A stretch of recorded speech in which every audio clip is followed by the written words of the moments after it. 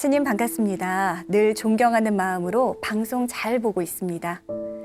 저는 사업에 실패한 뒤 가족에게 미안하고 또 스스로도 의욕이 없어서 어떻게 해야 될지 모르겠습니다.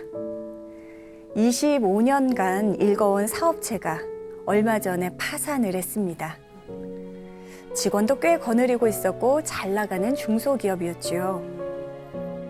그런데 남들이 안 하는 아이템을 한번 개발해 보려고 도전했다가 개발을 하긴 했는데 판매에 문제가 생겨 결국 폐업 신고를 하고 파산을 해야 했습니다. 남은 공장에 설비 들이며 마무리하면서도 정말 힘들었습니다. 이렇게 되니 가장 먼저 가족들에게 너무나 미안합니다.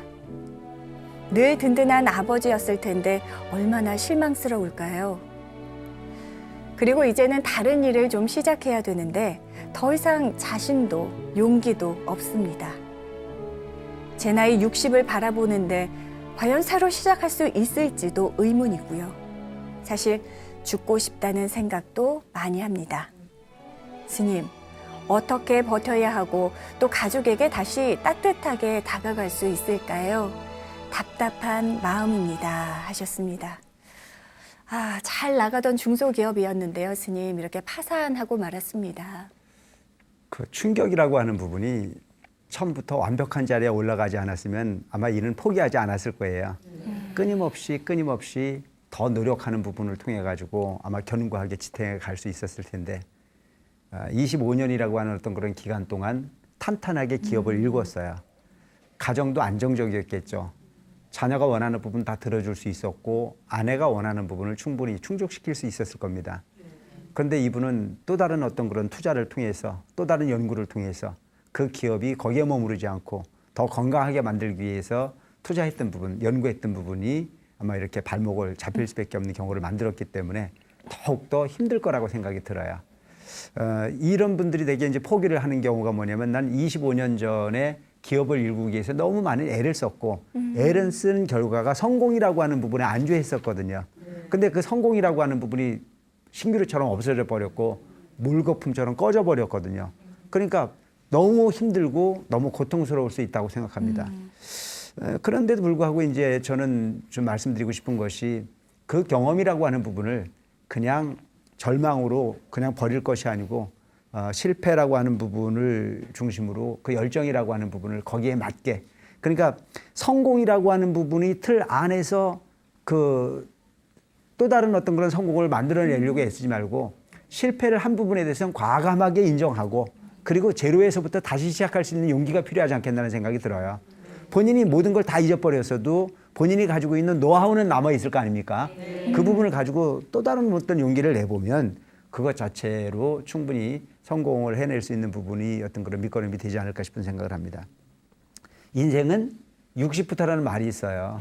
얼마 전에 어떤 노교수 한 분이 나오셔서 말씀을 하는 걸 들어봤는데요.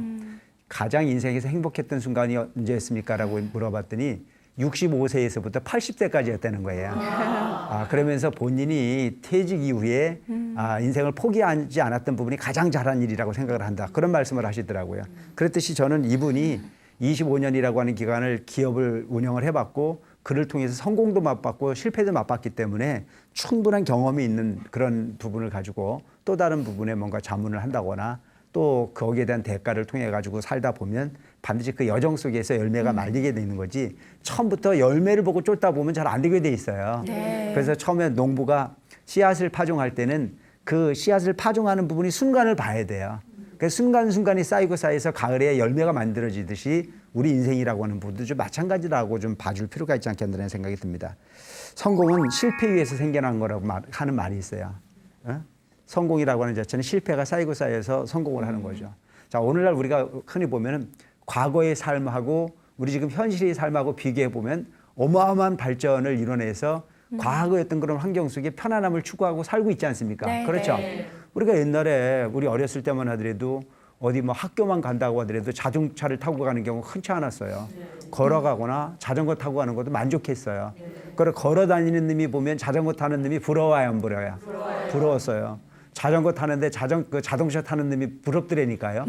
그런데 요즘에는 이제 뭐 그 당시에 토큰 가지고 버스만 타도 행복했었는데 그 당시에 자가용 타고 가면 또 부러워요, 안 부러워요? 부럽죠. 맨날 그래 부러웠는데 그런 부분들로 이렇게 변화할 수 있었던 부분들은 처음부터 이렇게 좋은 환경이 만들어진 것이 아니고 그 누군가는 끊임없는 실패라고 하는 부분을 통해서 그 실패 위에 포기하지 않는 부분이 바로 지금 오늘날 우리가 이만큼 편안하게 살 수 있는 환경을 만들지 않았나는 생각을 할 수밖에 없습니다. 네. 그래서 과거에 많은 분들이 실패라고 하는 부분이 오늘날 우리를 이렇게 윤택하게 할 수 있었듯이 이분도 그 긴 세월 동안 성공이라고 하는 부분의 어떤 그런 그 여정을 통해서 향유했던 부분도 중요하지만 과감하게 내게 아니고 버렸을 땐 과감하게 버리고 또한 새로운 그릇을 통해서 그릇에 담을 수 있는 부분이 용기가 필요하지 않겠나 하는 생각이 듭니다.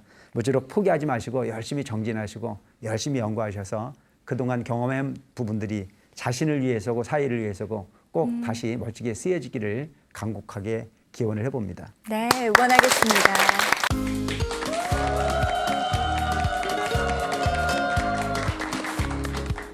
월터 스님과 함께하는 BTN 직문직설 당신을 응원합니다.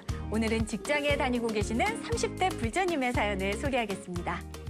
스님, 전 군대에서 불교와 인연을 맺어서 힘들 때마다 법당에서 기도하며 또 스님의 법문을 들으면서 어려움을 이겨냈습니다. 저의 고민은요. 이렇게 좋은 거 더 많은 사람들에게 알리고 싶은데 그 방법을 잘 모르겠다는 것입니다. 스님, 어떻게 하면 좋을까요? 아주 훌륭한 청년인 것 같아요. 네. 군대에서 만난 이 불심을 가지고 이제 제대 이후에도 주변의 누군가에게 불교를 가르치고자 또 알려주고자 해서는 그 마음이야말로 아주 훌륭한 불자의 마음가짐이 아닐까 싶은 생각을 합니다. 불교에서 이야기하고 있는 가르침 중에 육바라밀이 있죠. 육바라밀 중에 보시바라밀이 이 첫째거든요. 그 보시바라밀 중에 첫째가 뭐냐면 법보시입니다. 법보시는 바로 부처님의 진리를 모르는 사람에게 부처님의 진리를 가르쳐주는 행위를 우리가 법보시라고 얘기합니다. 법보시를 하는 방법 궁금하시죠? 네. 아주 쉽게 할 수 있는 방법이 있어요. 불교 텔레비전에 이 스티커를 준비를 했거든요. 이 스티커를 보면은 불교 텔레비전 채널이 쫙 나와 있습니다. 이 부분은 바로 전화를 지금 자막에 나가는 전화번호를 전화 주시면 전국 사찰 개인에게도 많이 보내드릴 수 있습니다. 주변에 있는 많은 분들에게 이 스티커를 많이 나눠주시면 불교 텔레비전을 모르는 많은 불자들에게 불교 텔레비전과 인연을 맺게 할 거고 그 인연을 통해서 법문을 듣다 보면 그것이야말로 가장 완벽한 법보시가 될 겁니다. 와, 그렇습니다. 지역마다 다른 우리 집 TV 채널 꼭 확인하셔서 자나깨나 부처님 가르침과 항상 함께 하시길 바랍니다. 여러분, 자나깨나 뭐라고요? BTN! 네, 월터 스님과 함께하는 BTN 직문직설 당신을 응원합니다.